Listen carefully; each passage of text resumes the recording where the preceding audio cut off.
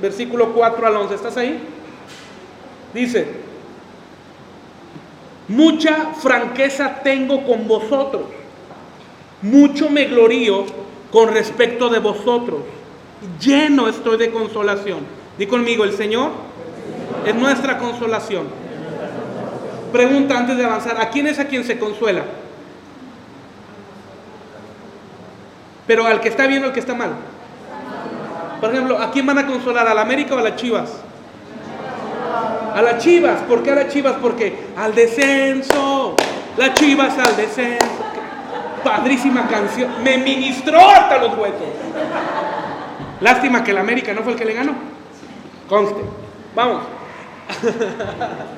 El que está pasando el momento difícil es el que se consuela, ¿verdad? Son libres, dile a la América, el Chivas, yo digo el Chivas, a la América. En el Chivas está un hermano que es cristiano, de ahí Pereira. Hay que orar por él. Necesitan mucho la mano de Dios. ¿Quién es quien recibe el consuelo? El que está mal, el que está triste. Cuando vamos a un velorio, ¿quién en sus 5 cabales puede decir felicidades? Solamente que sea la suegra. En algunos casos, ¿no? Y luego la suegra, habemos unas buenas, no hablen por todas. Pero la mayoría, pues. No todas, menos mi santa madre y usted, que se lanzó a la presidencia sola. Pero a los que están tristes es a los que se le da el pésame. Es a los que reciben consolación. El apóstol Pablo dice: porque estoy lleno de consolación. Esto no es solamente el fundamento bíblico para saber que hay tristeza de parte de Dios. Vamos adelante. Lleno estoy de consolación, sobreabundo de gozo en todas nuestras tribulaciones. Aquí pareciera, y vamos a entrar, que hay una contradicción. ¿Por qué? Porque ¿quién que recibe consolación está en gozo? Nadie. Pero el apóstol Pablo sí. Y vamos a entender por qué. Y vamos a comprender por qué. Versículo 5. Porque de cierto, cuando vinimos a Macedonia, ningún reposo tuvo nuestro cuerpo. ¿Cuántos han sentido así? Ningún reposo tuvo su cuerpo después de una semana difícil de trabajar. Sino que en todo fuimos atribulados. Di conmigo, el apóstol Pablo está diciendo: en todo fuimos atribulados. ¿Qué es en todo? ¿En enfermedad? O sea, en salud, en economía, emocionalmente, en todo. Sino que en todo fuimos atribulados, de fuera, conflictos, de dentro, temores.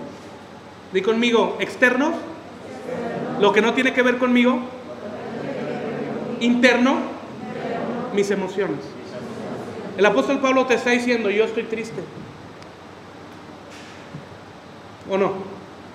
Pero bueno, esa puede ser una interpretación, pero ese no es el fundamento bíblico para saber que hay una tristeza que proviene de Dios. Versículo 6, ¿estás ahí? ¿Sí o no? Sí.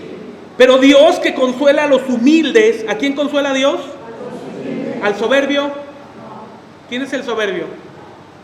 El altivo. ¿Sí o no? ¿Has visto gente que se para de lado y te ve así? Ellos.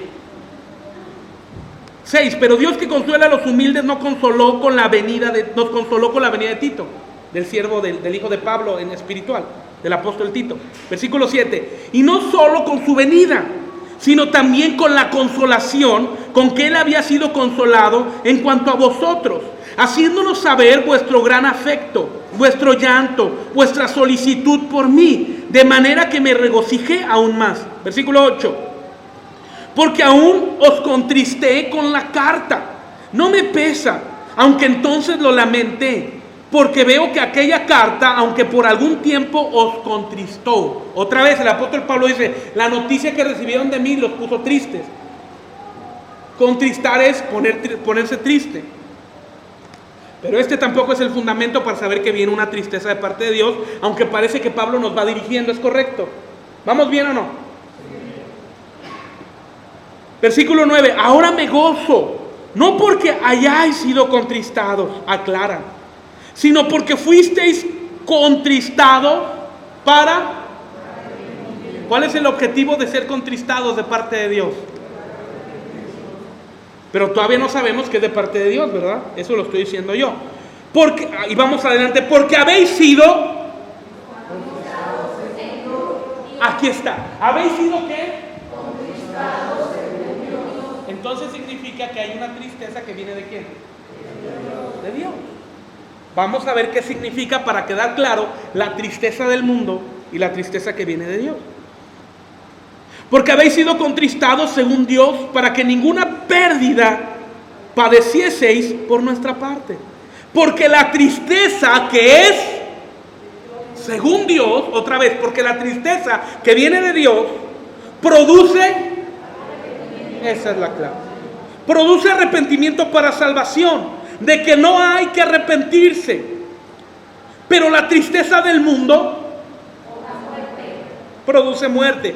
Porque he aquí, y entramos en los frutos, esto mismo de que hayáis sido contristados según Dios, ¿qué solicitud produjo en vosotros? 1. ¿Qué defensa? 2. ¿Qué indignación? 3. ¿Qué temor? 4. ¿Qué ardiente afecto? 5. ¿Qué celo? 6. ¿Y qué vindicación? 7. En todo os habéis mostrado limpio en el asunto. Estos son, el versículo 11, los frutos de haber sido contristados de parte de Dios.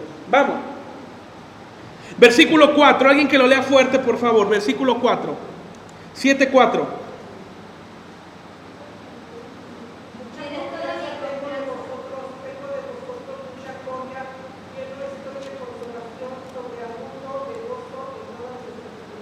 Así es. Entonces,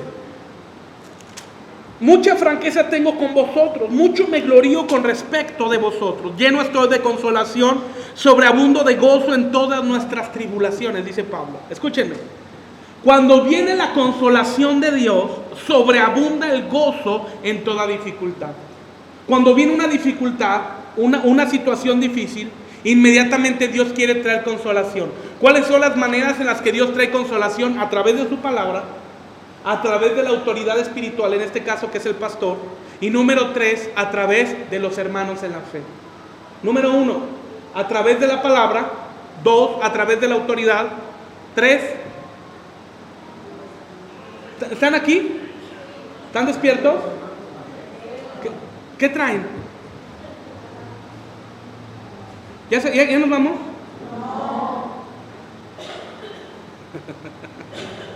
¿Cuál es la manera en la que Dios trae consolación? A través de la palabra, a través de la autoridad, o sea, y me refiero a la autoridad y la autoridad delegada. ¿Cuántas veces alguno de ustedes ha platicado, por ejemplo, con la hermana Muñeca y le ha dado una palabra de aliento? Bueno, Ricky, su hijo es palero, alguien más que no sé. ¿Por qué? Porque reciben una palabra, ¿sí me explico? Por dar un ejemplo, pero me refiero a la autoridad delegada. Y 3, a través de los hermanos en la fe. Algunas veces saludas a algún hermano en la fe en la iglesia o en alguna, por ejemplo, en los bautizos. Saludaste a alguien dijo, hermana, Dios le bendiga, qué gusto verla, qué gusto verle. Y esas palabras alentaron tu corazón y trajeron consolación porque te das cuenta que somos una familia. Entonces son las 3 maneras en las que Dios trae consolación. Ahora, cuando viene la consolación de Dios, sobreabunda el gozo. La Biblia dice, cuando abundó el pecado, cuando abundó la consolación, la tristeza, sobreabundó la consolación. Cuando abundó la tristeza, sobreabundó la consolación. Ahora, la consolación viene. ¿Cuántos quieren ser consolados? Todos, ¿verdad? Todos pasamos momentos difíciles, todos pasamos momentos de tristeza, pero ahí estriba la decisión. Di conmigo, decisión. La decisión, escúchame, de tomar la tristeza que proviene de Dios o tomar la tristeza que proviene del mundo. La consolación viene, y todos los que quieran entrar en la consolación viene cuando entras en el reposo de Dios. Hebreos 4:11 dice: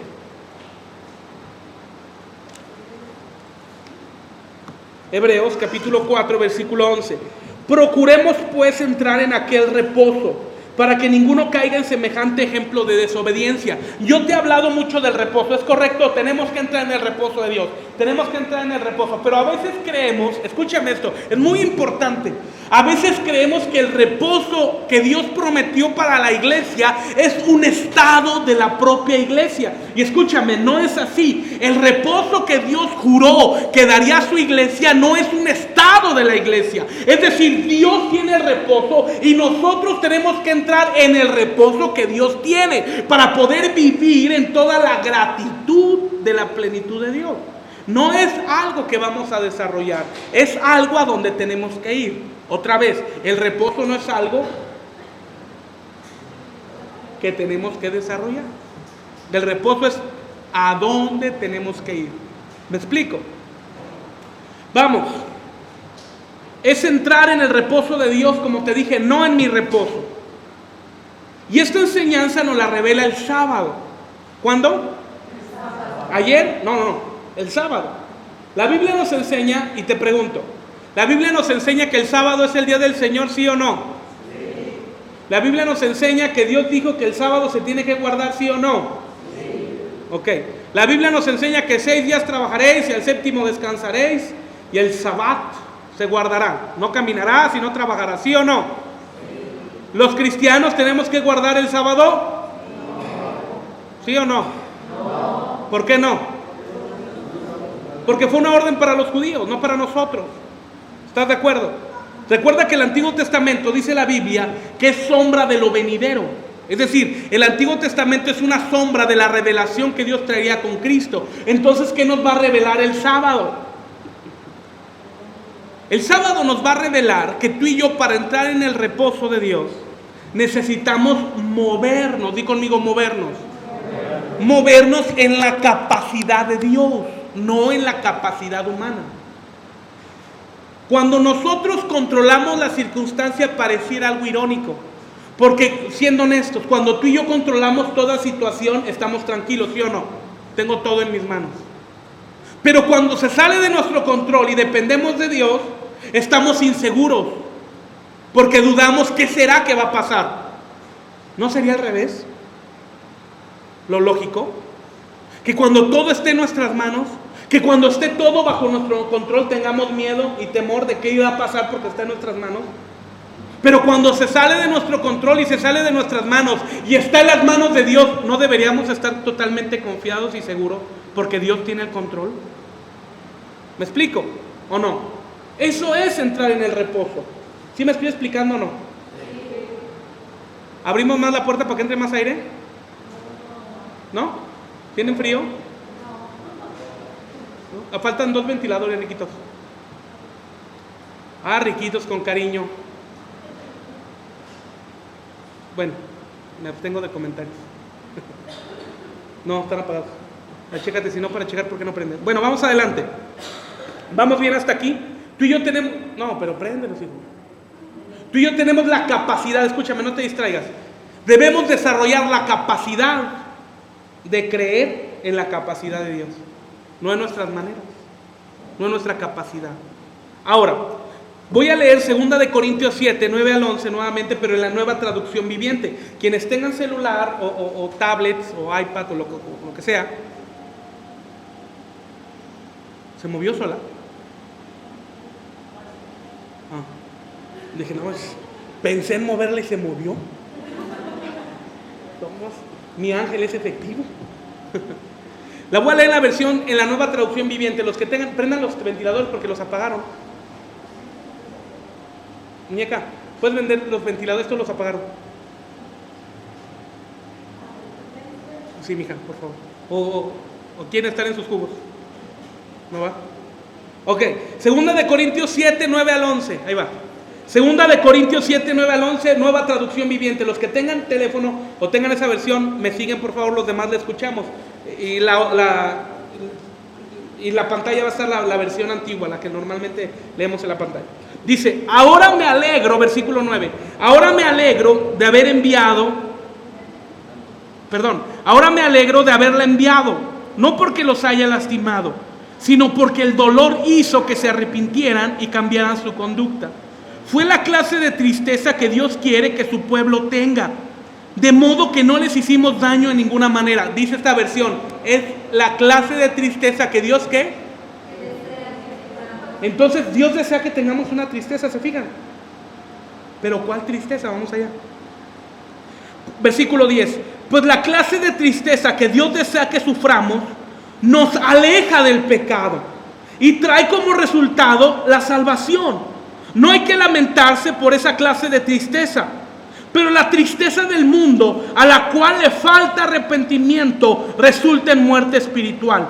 Tan solo miren lo que produjo en ustedes esa tristeza que proviene de Dios: fervor, ansiedad por limpiar su nombre, indignación, preocupación, deseo de verme, celo y disposición para castigar lo malo. Ustedes demostraron haber hecho todo lo necesario para corregir la situación. Leí la Nueva Traducción Viviente. Ahora, versículo 9 nos da el objetivo de ser contristados. ¿Cuál es el objetivo de ser contristados de parte de Dios? El objetivo de ser contristados, el objetivo de recibir la tristeza de parte de Dios es el arrepentimiento. ¿Es qué?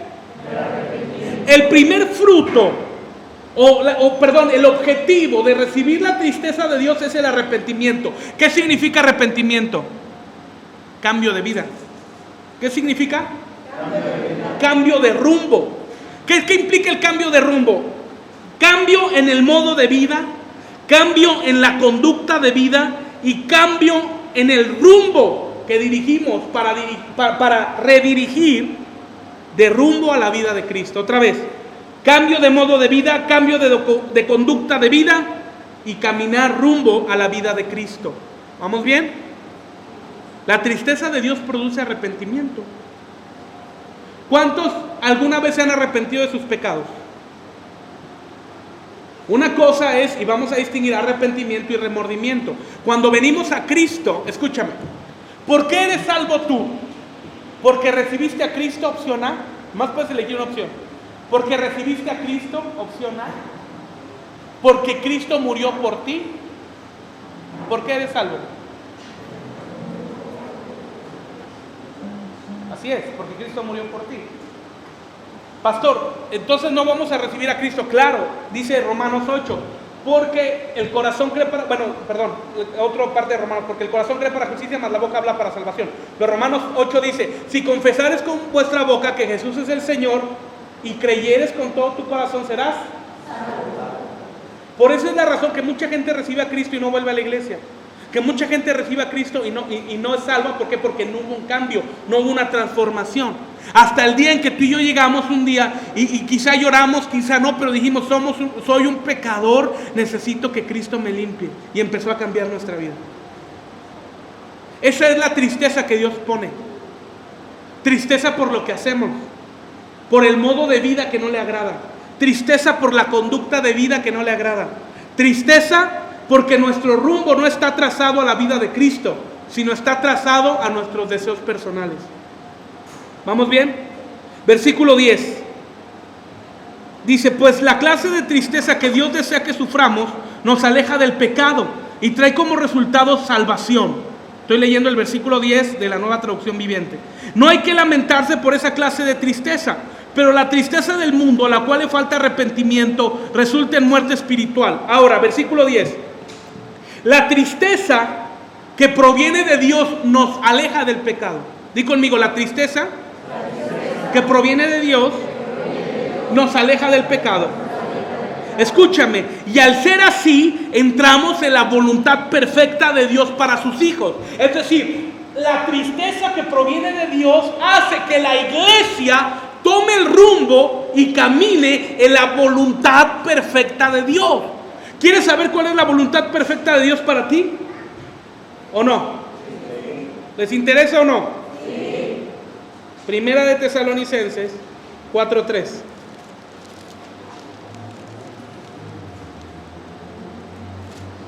Dice, Primera de Tesalonicenses 4:3: pues la voluntad de Dios, ¿pues qué? pues la voluntad de Dios es vuestra santificación y que os apartéis de fornicación. Entonces, como la tristeza de parte de Dios nos aleja del pecado, por consiguiente, al alejarnos del pecado, nos acerca a la santidad, entramos en la voluntad perfecta de Dios, que es la santificación, que es la santidad. Amén. Vamos. ¿Y por qué trae como fruto la salvación? Dice, nos aleja del pecado y trae como fruto la salvación. Esto es porque tenemos que recordar el segundo pacto del Calvario. El primer pacto del Calvario es justificación. El segundo pacto del Calvario es santificación. Es decir, el segundo pacto nos santifica y nos mete en la voluntad perfecta de Dios. Es decir, cuando estamos en la tristeza de Dios, nos aleja del pecado, estamos en un proceso diario de salvación para nuestra alma. En un proceso diario que es santificación. Todos los días. Ok. Tristeza del mundo y por el mundo. Escúchenme, pónganme atención, no se distraigan. Tristeza del mundo y por el mundo. Escúchenme, tristeza del mundo y por el mundo igual a depresión. Tristeza del mundo y por el mundo igual, es decir, estado de muerte en vida. Y esta resulta, o es el resultado de falta de arrepentimiento. ¿Por qué hay depresión? Porque no hay arrepentimiento, no hay cambio de vida. ¿Quieres salir de la depresión? Arrepiéntete de tu forma de vida. Y sales. Por eso un cristiano tiene que vencer total y absolutamente la depresión. ¿Cuáles son los 7 frutos? Entramos en el versículo 10 y 11. Fervor. ¿Cuál es el primer fruto? Fervor. ¿Qué es fervor? Desarrollar en nuestro corazón una necesidad de buscar a Dios, de doblar nuestras rodillas y clamar por su intervención en nuestra vida. Cuando nos alejamos del pecado y cuando la tristeza de Dios viene al corazón del hombre, produce o da como fruto un fervor. No da como fruto la depresión, que esa es la tristeza del mundo. La tristeza de Dios da como fruto un fervor. ¿Cuántas veces en medio de una situación difícil tú has dicho, Señor, te necesito? ¿Cuántas veces en medio de una situación difícil has doblado tus rodillas y le has dicho, Señor, interven y ayúdame? ¿Alguien lo ha hecho? Ese es el fruto de la tristeza que proviene de Dios, el fervor. Número 2, ansiedad por limpiar el nombre. ¿Qué es la ansiedad por limpiar el nombre? Esto es, no solamente delante de los hombres, sino delante de Dios mismo. Si bien sabemos que la forma de limpiarnos es a través del arrepentimiento y reconocer la obra de Cristo para perdón de pecados, el acto congruente inmediato es un cambio de vida. Tú y yo tenemos que dar prioridad en limpiar nuestro nombre delante de Dios, no delante de los hombres. Y el hombre hace todo lo contrario. Quiere quedar bien con el hombre sin importar cómo esté delante. ¿Me explico? Lo más importante es estar bien delante de Dios. ¿Me estoy explicando o no? Sí. Dice mi hermano Julio que ni modo que me digan que no. Pero sí, más o menos, o no. Porque algunos los veo con cara de que ¿qué diablo está diciendo? ¿Sí o no? ¿Sí o no? Abraham, ¿me estoy entendiendo? ¿Puedes predicar lo que yo estoy predicando?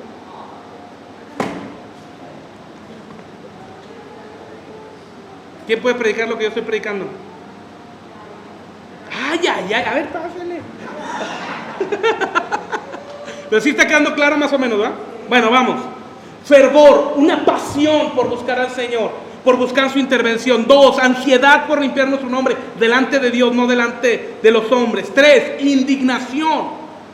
La tristeza de parte de Dios, dice a Corintios, produce indignación. Y escribí esto hoy en la mañana respecto a la indignación. Indignación no es admirarse, escúchame. Indignación no es admirarse de los demás. Indignación es un acto inmediato al nuevo nacimiento. Es el hecho de indignarnos por nuestro pecado. Alguien no nacido de nuevo se admira del pecado de los demás, y esto es un acto religioso. Alguien nacido de nuevo se indigna y le causa repugnancia a su propio pecado. Lo que antes se hacía con naturalidad, ahora causa indignación en nuestra alma. Es un fruto del nuevo nacimiento, la indignación por nuestro pecado. ¿Estás acá? No por el pecado de los demás. Esto lo escribí en la mañana. ¿A poco no la armo para hacer un libro? La indignación es el acto inmediato. Di conmigo, acto inmediato de haber nacido de nuevo. Escúchame, hay evidencias de haber nacido de nuevo. ¿Tú quieres saber si eres salvo? Yo no tengo la facultad para decirte si eres salvo o no, pero sí tengo la autoridad de Dios para enseñarte cuál es la evidencia de que seas salvo. Y la primera evidencia, el fruto de que seas salvo y que seas seguro de tu salvación, es que tengas repugnancia por el pecado, indignación por tu pecado. Porque hay mucha gente, como se dice vulgarmente, escamada, ¿sí o no? Mocha. ¡Ave María Purísima! ¿No se le salió a nadie?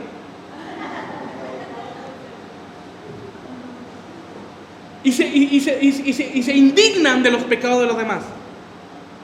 Pero en su vida personal viven una porquería.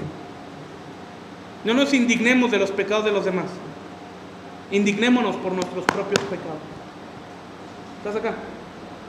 Es muy fácil indignarse por el pecado de los demás y apuntar.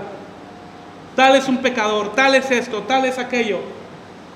Pero dice alguien, mientras tú apuntas a alguien, 4 te están apuntando a ti. No apuntemos a nadie. Mejor causemos indignación por nuestro. ¿O quién de aquí no peca? Levante la mano. Para cambiarle el nombre a la iglesia y ya no ser Vida León, sino ser la iglesia de los santos de los últimos días. ¿No? Y sí, ya ven Pancho regulado. Corre. ¡Pancho! Espíritu de estupor.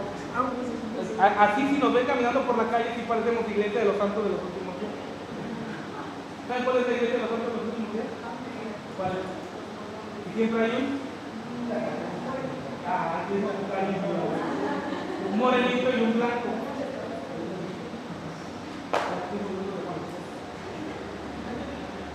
No somos la iglesia de los santos de los últimos días, somos la iglesia de los pecadores de los últimos días. Así. Pero pecadores que quieren cambiar de vida, pecadores que se han arrepentido y que ahora se han vuelto santos, o no que no, sí. Pero no santos en el concepto humano que conocemos, sino santo que es apartado del pecado. Por eso Dios es 3 veces santo, porque Él está apartado y apartado. Ese es el atributo de Dios elevado a la tercera potencia. Fervor, ansiedad por limpiar el nombre, indignación. 4, preocupación. Dice Pablo, ha producido en ustedes preocupación. ¿Preocupación de que cuántos nos preocupamos por mañana? Todos. ¿Cuántos se preocupan los que tienen negocio por vender? Porque les paguen. Claro, pero Pablo no se refiere a eso porque Pablo ya te dijo, o bueno, el Señor Jesús ya dijo, busca primeramente el reino de Dios y su justicia. Entonces ya no se refiere a esa preocupación. Entonces, ¿a qué preocupación? Número 4, preocupación por obedecer a Dios y seguir sus preceptos. Y un genuino preocupación por los hermanos. No con morbo, sino con un corazón correcto. 2 preocupaciones naturales de los nacidos de nuevo. Preocupados por hacer la voluntad de Dios y preocupados por los hermanos. Hay un hermano que aquí me ha dicho varias veces, hermano, no quiero decir su nombre, pero para no es algo bueno, pero no quiero decir su nombre porque no le gusta. Pero me ha dicho, hermano, cuando alguien sepa que hay alguna necesidad de alguna familia, dígame. Y sin que diga mi nombre, levantamos una despensa. Y siempre, cuando vino una señora enferma de cáncer, ¿se acuerdan? El hermano trajo una despensa muy, muy amplia, muy, muy generosa. Y fuimos y se la llevamos. Eso es preocuparse por los hermanos. ¿Sí me explico? Para no levantar a nadie no digo nombres. Pero eso es preocuparse. Porque a veces creemos que el preocuparse es enterarnos de la vida de los demás. ¿Eso es preocuparse? ¿Eso cómo se llama? Si sí sabes, entonces ¿por qué lo haces? Di conmigo, ay, hasta ahorita supe.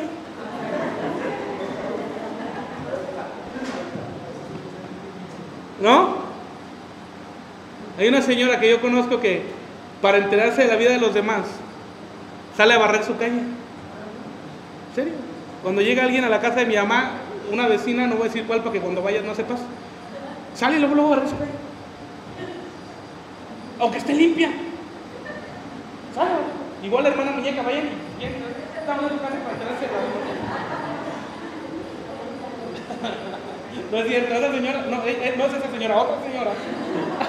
Para que no entre en confusión, haz eso, en serio, ¿sí o no? O sea, llega alguien y según a barrer la calle, pero así.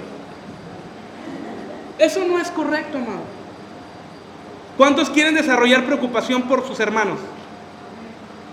¿Sabes cuál es la preocupación correcta? Hoy yo quería entregar esta despensa,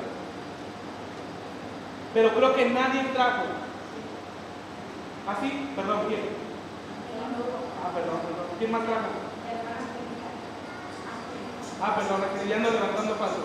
Ustedes dos tápense los oídos, hermana Angelita, tápense los oídos. ¡Nadie trajo! Tú tampoco, Fátima. ¿Tú sí trajiste, Fátima? Perdón, Fátima también. No te fijas. Mañana la quito. Mañana porque no hay reunión. Entonces, yo quería entregarla hoy. Y yo le dije a Pancho, te pone las pilas para ir a la horrera te voy a dar para que traigas, pero con lo que yo le dé no va a completar. ¿Quieres preocuparte por los hermanos? La próxima semana es un esfuerzo y traigamos para la despensa. Cada quien a su posibilidad. No te digo, ¿sabes qué? Tráete todo el Walmart. ¿Verdad? O sí. El Freddy te compra todo Walmart. La mayoría no. Un día llegaron 4 empresarios con el Freddy Gutiérrez. ¿Cuánto quieres por tu fábrica? Por tu empresa. Y el Freddy les dijo, no, dime cuánto quieres por la tuya y la de tus hijos. Es cierto. Ahora, escúchame. No te digo tráete el Walmart, no te digo trae cada quien conforme a su necesidad, a su posibilidad. Alguien puede traer 10 kilos de jabón, pero a lo mejor alguien puede traer 1 kilo o medio kilo. Ay, hermanos, que yo nomás puedo traer medio kilo de arroz. Nada más, hermanos, si todos trajéramos medio kilo, somos 100 ahorita. Juntaríamos 50 kilos de arroz. ¿Sí, no? De a medio kilo por 10. No vas. Sí, bueno, lo que sea, pero juntamos un buen. Los míos no son las matemáticas, ¿verdad que no, Mónica?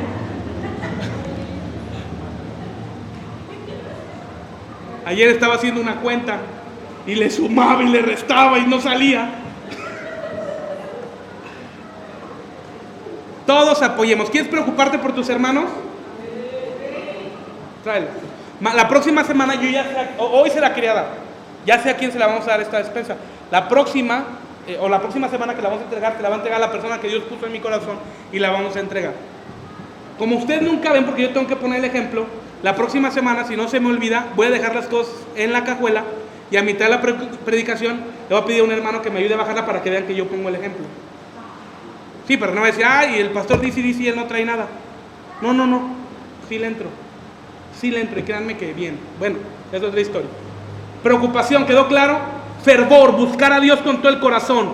Ansiedad por estar bien delante de Dios. 3, indignación por nuestro pecado. 4, preocupación. 5, Pablo dice, porque he visto el deseo de que me vieran. El deseo que Dios pone en la tristeza de Él es un anhelo ferviente de estar en la casa de Dios, con los hermanos, con el pastor, porque en casa encontramos un dulce refugio.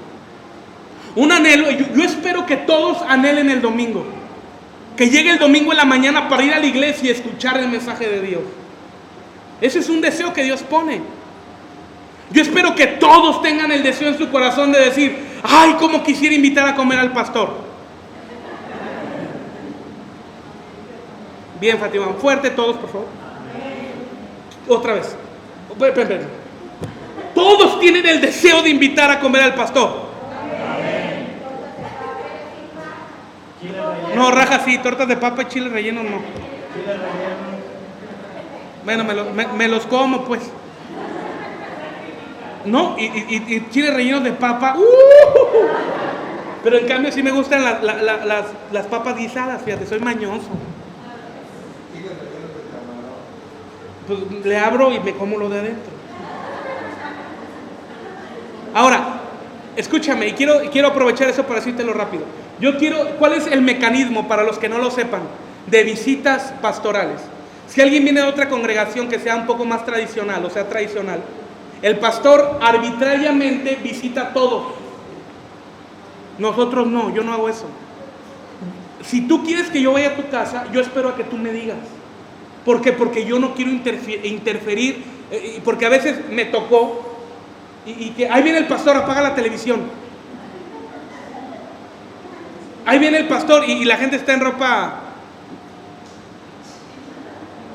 no apta para menores. ¿Mande? Sí. Y salen así con la sábana, no.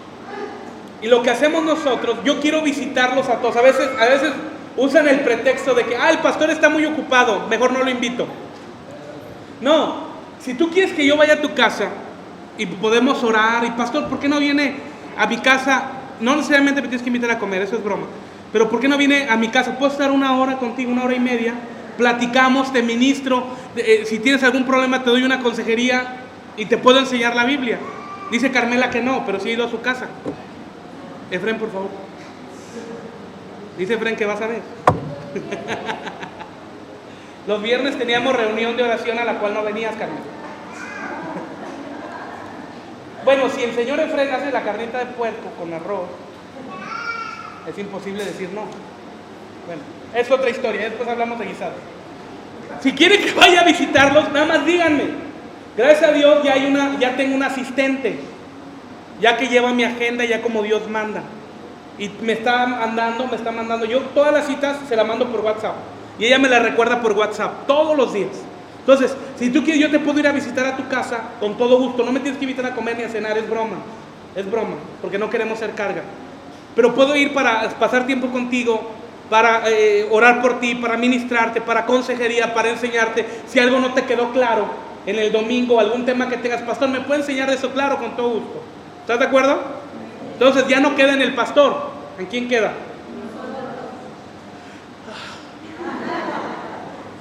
Claro que si me quieren invitar a comer, ¿verdad? No hay problema. Ahora que vienen los aguinaldos, pues me invitan al Pampas, ¿verdad? No me enojo. Bueno, vamos adelante. 6, celo. Di conmigo, celo. ¿Cuántas personas celosas hay aquí? 1, sincera, 2, 3, 4, 5, 6, 7, nada más, 8. Siendo honestos todos. No. Estoy hablando celos normales, no. No es cierto. Todos tenemos cierto grado de celostía, ¿sí o no? Pero hay gente que exagera. Yo espero que aquí no haya nadie así. Por ejemplo, hay casos de celostía muy agresivos. Por ejemplo, está la esposa así, viéndole el teléfono. Y el esposo, ¿y qué tanto volteas para allá? ¿Por qué agachas la cabeza? ¿Por qué volteas? Este es un caso extremo de celo. ¿Sí me explico? Están viendo la novela. ¿Qué tanto le ves a ese viejo feo? A William Levy, ese hijo de Babilonia, que es mariscal de campo. No me digan cuando pasó la primera película de Thor. Salí enojadísimo del cine. Ese hijo de Babilonia, no es cierto, es cristiano, es cristiano. Te quita la playera y todo marcado y desgraciado. Y digo, ¿por qué eres así? Yo no. Porque hace el ejercicio. Los celos llegan a extremos, ¿sí o no? Se encuentran a alguien y saludan. ¿Por qué te saludó? Porque me conoce. No, te vio mal. ¿Y cómo sabes que te vio mal? Ese es un problema de la persona que tiene el celo. ¿Sí me explico? Obviamente yo sé que a la mayoría de las esposas les gusta que los esposos tengan cierto grado de celo, ¿sí o no? ¿Sí o no? Poco. Bueno, hay una que otra que dice que no. Pero por lo regular. Ahora, ¿pero cuál es el celo que se refiere la Biblia? Estamos terminando. El celo es el ejemplo claro, correcto, es Jesús, con los cambistas fuera del templo. Ese celo que nos consuma por buscar lo correcto delante de Dios en nuestras vidas. ¿Se acuerdan cuando Jesús estaba en el templo con los cambistas? Que le tiró las mesas y que les gritó: porque han convertido la casa de mi padre en casa de ladrones. ¿Cómo Jesús lo haría? ¿Te imaginas a Jesús diciéndoles: hermanito, no se mala, quítense tiendita, que fíjense que han hecho la casa de mi papá, la casa de mi papi, tus casas de algunos raterillos. ¿Así lo diría Jesús? No. Si yo me enciendo cuando hablo con el pecado, como me encendía y me explicaba, la primera media hora, ¿cómo lo haría Jesús? ¿Cómo lo haría? Yo lo voy a decir cuando lo vea: no seas mala onda, a ver, repite la escena. ¿Cómo lo harías? Yo estoy seguro que sacó un látigo, yo van a reír de Lucifer. ¿Por qué han hecho la casa de mis? Estoy seguro que se puso rojo. Y entonces dice la Biblia que Pedro, recordando el Salmo, que dijo: el celo de tu casa me consume. Ese es el celo que tenemos que tener tú y yo. Porque cuando desarrollamos un celo incorrecto, los hombres, ¿qué le estamos diciendo a nuestra esposa? Es una cualquiera. Así, perdón, discúlpenme, pero es la verdad. Aprende a confiar en tu esposa. Y sí, ¿para qué la escogías? Ahora te aguantas.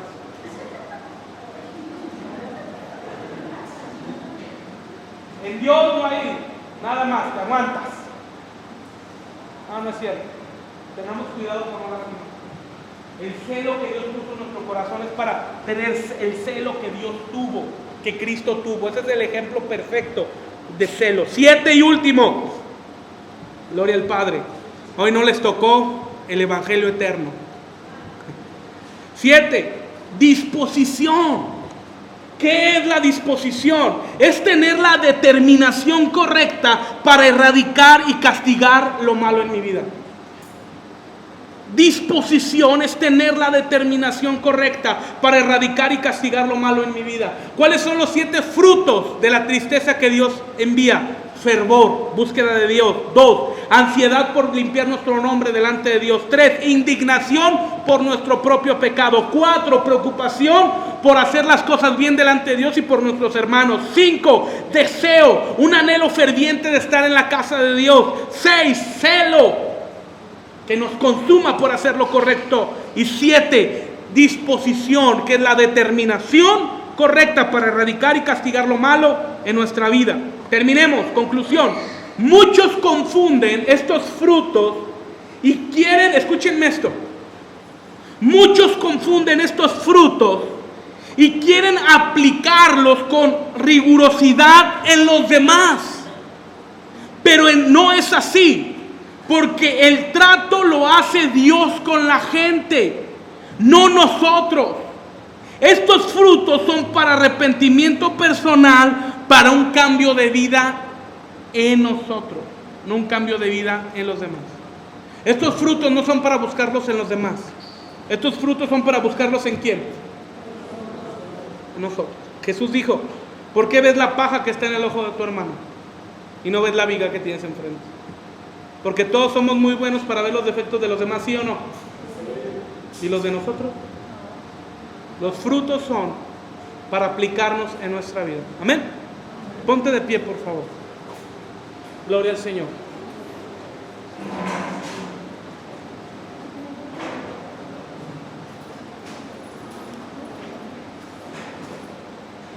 Cierra tus ojos un momento. Cierra tus ojos. Padre, en el nombre de Jesús,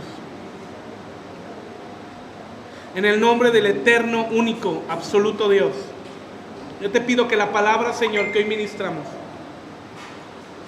pueda dar mucho fruto en el corazón de mis hermanos. Padre, y podamos saber que a veces las situaciones difíciles producen tristeza, pero que sepamos, Señor, cómo canalizarla con los frutos correctos. Que podamos depender, Señor, de la capacidad de Dios y no de nuestra capacidad, sabiendo, Señor, que tú eres el Señor quien sustenta todas las cosas. Ayúdanos, Padre, en el nombre de Cristo. Amén, amén.